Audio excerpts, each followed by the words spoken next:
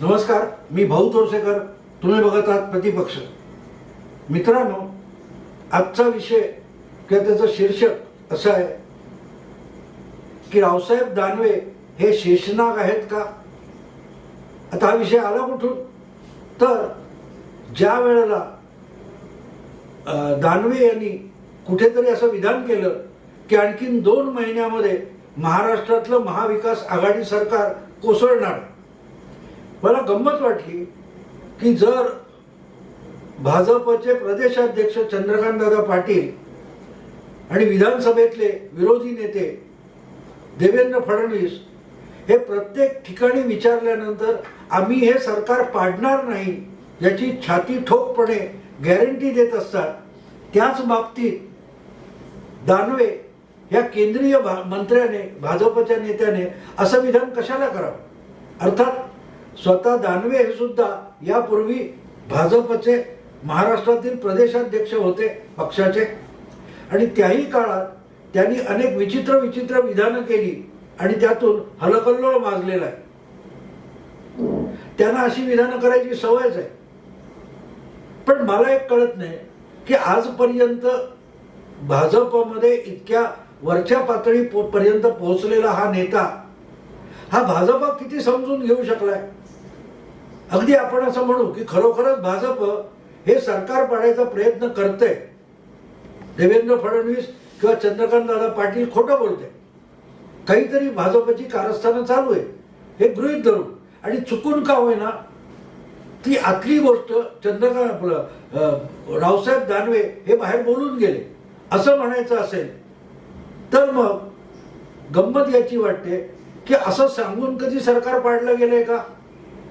आजपर्यंत सत्तेत बसलेल्या पक्षाचे अनेक आमदार फोडून बहुमताच्या पक्षाला किंवा सरकारला अल्पमतात नेऊन भाजपने अनेक राज्यामध्ये सत्तांतर केलेलं आहे. आणि ज्याला ऑपरेशन कमल म्हणतात, की सत्ताधारी पक्षातल्या आमदारांनी आपल्या आमदारकीचेच राजीनामे द्यायचे, आणि पर्यायाने समजा एक 10-12 आमदार काठावरचं बहुमत असेल तर सत्ताधारी गोटातल्या 10 आमदारांनी राजीनामे दिले आपल्या आमदारकीचे, पक्षाचेच नाही आमदारकीचे राजीनामे दिले, तर आपोआपच विधिमंडळाची संख्या कमी होते आणि त्यात अल्पमतात बसलेला भाजप हा बहुमतात येतो, आणि मग त्या सत्ताधारी पक्षाची आमदारकी सोडलेल्यांना आपल्या पक्षात आणून परत आमदार बनवायचं हे राजकारण भाजपने अनेक राज्यात केलेलं आहे. अगदी लोकसभेच्या निकालानंतर तातडीने हा प्रयोग 2019 मध्ये साधारण 1.25 ते 1.5 वर्षापूर्वी कर्नाटकात झाला. त्यानंतर अवघ्या 8 महिन्यापूर्वी 9 महिन्यापूर्वी तोच प्रयोग मध्य प्रदेशात झालेला आहे. त्यामुळे यात काही नवीन अशातला भाग नाही. पण जेव्हा असं काही करते भाजपाचे लोक, भाजपचं नेतृत्व, तेव्हा त्याचा ते गवगवा होऊ देत नाही. घटनाक्रम सुरू झाला की अनेकांना खडबडून जागते, अरे काय चाललंय. तुम्हाला आठवत असेल की लोकसभेचे निकाल लागले आणि अचानक कर्नाटकातले एकामागून एक आमदार तिथून गायब झाले आणि मुंबईत येऊन मुंबईच्या पंचतारांकित हॉटेलमध्ये लपले. हळूहळू करून त्यांचा शोध घेतला गेला. तेव्हा लक्षात आलं की हे आलेले आहेत इथे आणि त्यांनी आपले राजीनामे दिलेले. मग त्यांचे राजीनामे मंजूर करण्यावरून सुद्धा कितीतरी नाटक रंगलेलं होतं. मग त्यातला एक आमदार परत गेला, तो तिथे थांबण्याऐवजी आणखीन 4-5 आमदार घेऊन मुंबईत आला. त्यावरून खूप तमाशा झालेला तुम्हाला माहिती आहे. पण भाजपने प्रत्येक वेळेला आमचा याच्याशी काही संबंध नाही म्हणून हात झटकलेले होते. आम्ही सरकार पाडण्यासाठी काहीतरी करतोय असं भाजपने अशा प्रकरणात कधीही सांगितलेलं नाही. मग दानवे असं कशाला बोलतात. दानवे असं कशाला बोलतात आणि बोलत असतील तर चंद्रकांत दादा आणि देवेंद्र फडणवीस हे नेमकं त्याच्या उलट का बोलतात. ते दोघेही सांगतायत की आपल्या अंतर्विरोधाच्या बोजाखालीच हे सरकार कोसळून पडेल. पण दानवे तसं म्हणालेलं नाही. दानवेंच्या एकूण भाषेचा जो सूर आहे तो असा की आपण हे सरकार पाडणार आहोत. आणि म्हणून मला असं वाटलं की दानवे हे शेषनाग आहेत का. कारण तुम्हाला दानव असा एक काय म्हणतो तो प्राणी असतो बारीकसा जमिनीमध्ये गांडुळासारखा. दानवे हे नाव त्याचे सादृश आहे म्हणून हा विषय मी काढतोय की हे स्वतःला शेषनाग समजतात का? कारण पुराणातली गोष्ट अशी आहे की पृथ्वी शेषनागाच्या डोक्यावर उभी आहे आणि शेषनागाने आपलं डोकं हलवलं तरी पृथ्वी गदगदा हलून कोसळून पडण्याची परिस्थिती निर्माण होते. तर दानवे हे स्वतःला शेषनाग समजतात का? नसेल तर त्यांनी असलं विधान का करावं आणि त्याची गरज काय?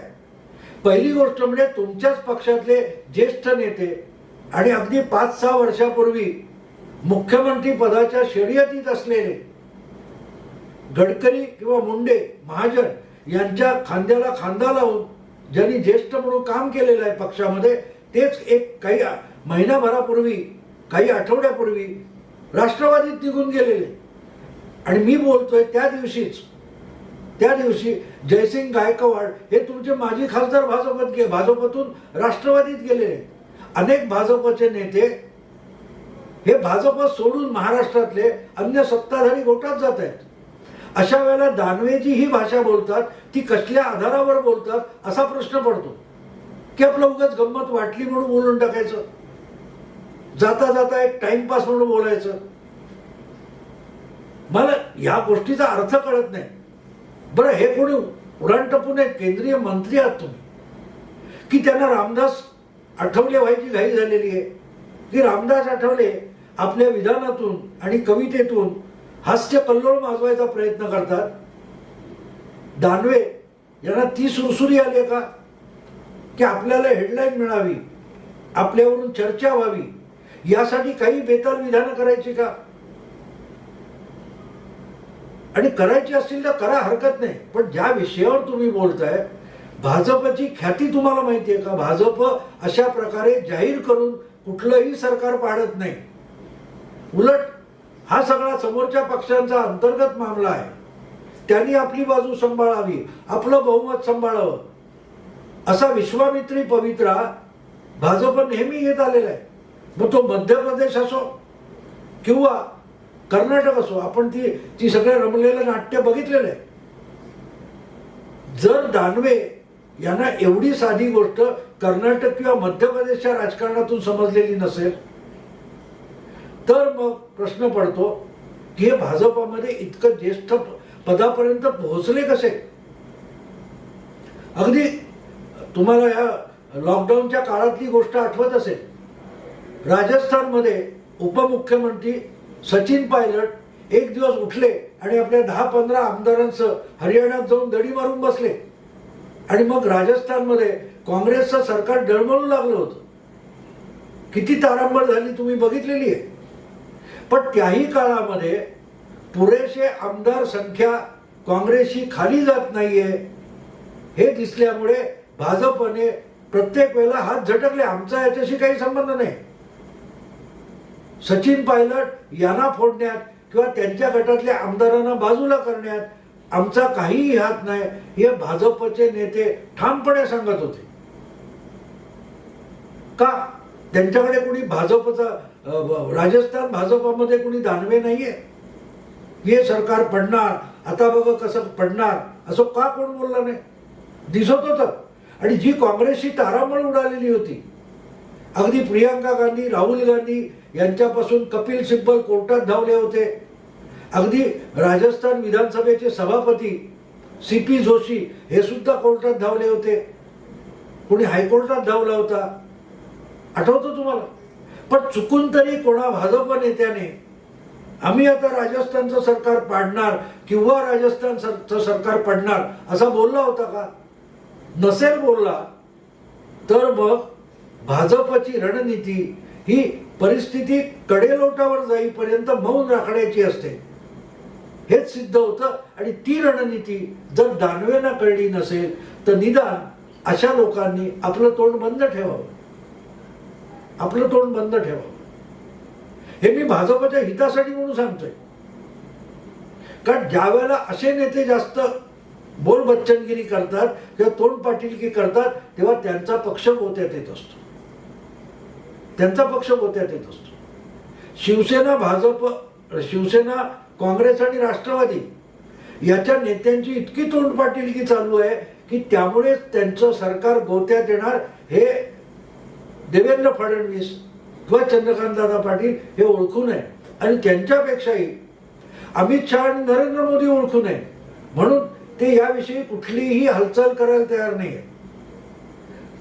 उलट अमित शहा यांना जेव्हा हा प्रश्न वारंवार विचारला गेला काही महिन्यामध्ये, तेव्हा त्यांनी एकच उत्तर दिलं की नंबर कुठे आहे.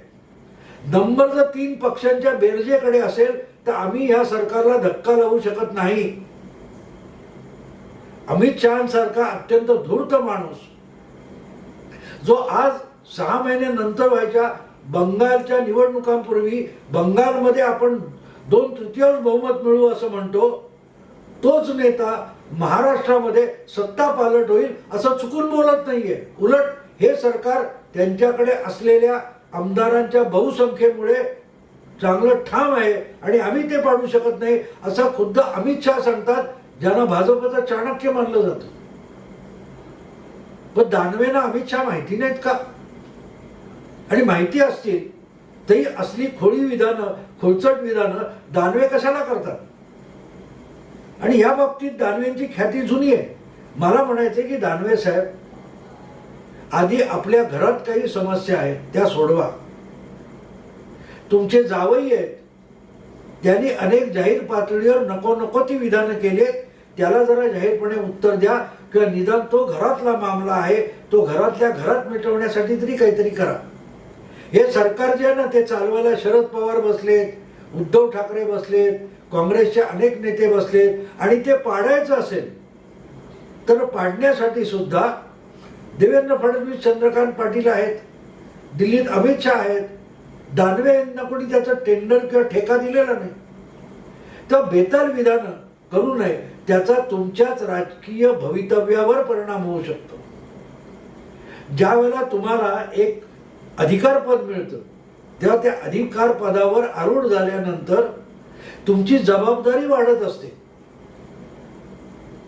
आणि जितकी ती जबाबदारी तुम्ही संतुलन राखून पार पाडाल तितके तुमचं राजकीय भवितव्य चांगलं होतच, पण तुम्ही पक्षाचं फार मोठं काम करत असता. ज्या वेळेला अशी बेताल विधानं करता तेव्हा पक्षाचं नुकसान करत असता आणि स्वतःचंही नुकसान करत असता. आणि म्हणून काहीची कठोर भाषा आहे माझी, पण ती सांगावी लागली. आणि हे मी फक्त भाजपच्या नेत्यांना सांगतो असं नाही, मी शिवसेनेच्या तोंडपाटीलकी करणाऱ्या कार्यकारी संपादक आणि काय म्हणतात त्या प्रवक्त्यांच्याने कान पकडत असतो अनेकदा की त्यांनाही अशी बेताल विधानं करण्याची हौस आहे. कंगना प्रकरणामध्ये ज्यांना फुसारकी आली होती, मर्दानगी चढली होती, त्यांना आज ईडीची कारवाई प्रताप सरनाईक यांच्या घरावर झाल्यावर त्यात नामर्दी दिसली. अजब आहे. म्हणजे तुम्ही केलं की जी मर्दानगी असते ती दुसऱ्यांनी केल्यावर नामर्दी असते.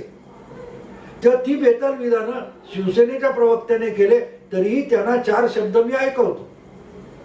तेव्हा भाजपचा प्रवक्ता असेल त्याही बाबतीत सांगणार, कारण माझी पत्रकार म्हणून भूमिका अशी असे की पक्ष तुमचा आहे, भूमिका तुमची आहे, विचारधारा तुमची आहे, कार्यक्रम तुमचा आहे.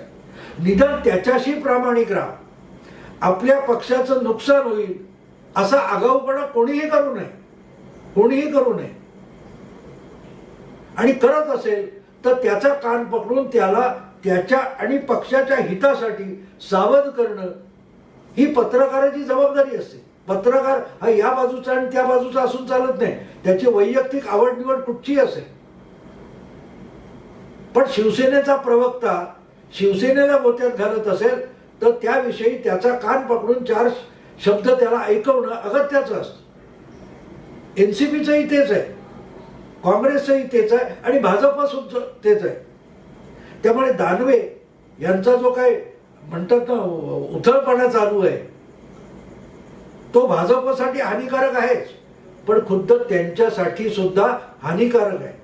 याचं कारण असली तोंडपाटीलकी करणाऱ्यांना मोदी आज ना उद्या खड्यासारखे बाजूला करणार. कारण मोदींना एवढं कळतं की या माणसाचा आपल्याला पक्ष वाढवण्यासाठी आणि भविष्यातल्या राजकारणासाठी उपयोग आहे की नाही. नसेल तर त्याला बाजूला करावं लागतं.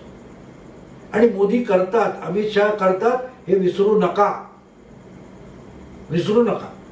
तेव्हा दानवे साहेब, एक पहिली गोष्ट लक्षात घ्या की तुम्ही कोणी शेषनाग नाही आहात की तुमची जी काय फणा आहे त्याच्यावर पृथ्वीसारखं हे महाविकास आघाडीचं सरकार उभं आहे आणि चाललंय.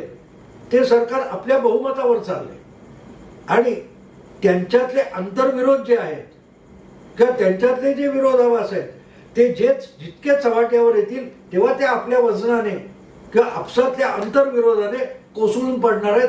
तुम्ही कितीही प्रयत्न केला म्हणून सरकार पडत नसतात. त्या सरकारमध्ये जे आंतरविरोध आहेत त्यातून जी धसकूस चालू होते ती इमारत ढासळवत असते.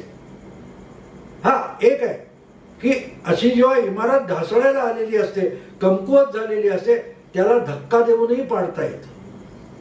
पण तो धक्का देऊन पडण्या इतकी ती इमारत किंवा ते बहुमत हे कमकुवत झालेलं असलं पाहिजे, डळमळीत झालेलं असलं पाहिजे.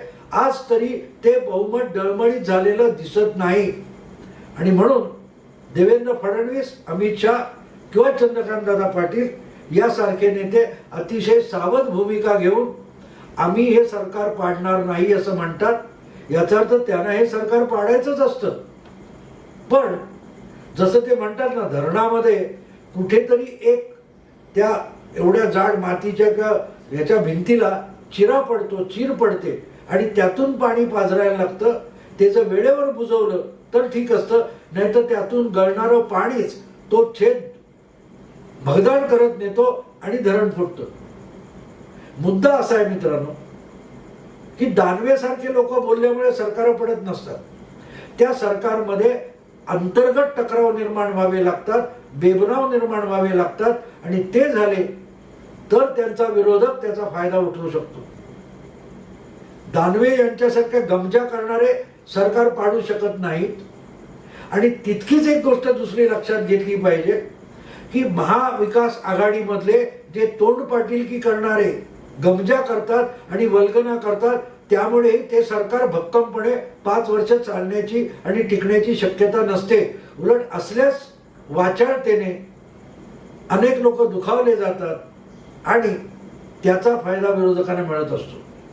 त्यामुळे दानवे असोत किंवा सत्ताधारी आघाडीतले असे वाचाळ नेते असोत, प्रत्येकाने आपलं पक्ष आणि आपली भूमिका ही अधिक समर्थपणे सांगण्याचा प्रयत्न करावा.